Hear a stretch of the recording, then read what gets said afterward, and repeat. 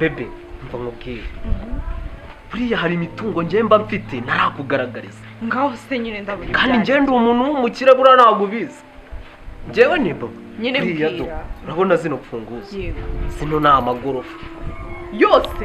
yose iyi ni taje iyi n'indi noneho iyi ni ya depo noneho iyi ngiyi ni kenkayire niba uyizi urangiye ndi umukire iyi ni ya nzu y'agacurama mbamo izi ni zimwe zikodeshwa zo ku muhanda urangiye ndi umukire umva noneho sheri n'uwo inzozi zanjye wowe ko nyine mba mbikubwira ntubyumve ako noneho ese mbyemera wabyemeye nabyemeye oh my god noneho kubera wabyemeye umva nta kintu nanjye natagukorera yego cyatari nkwisabira akantu kambaza ngo reka twijyanire twibanire twigendere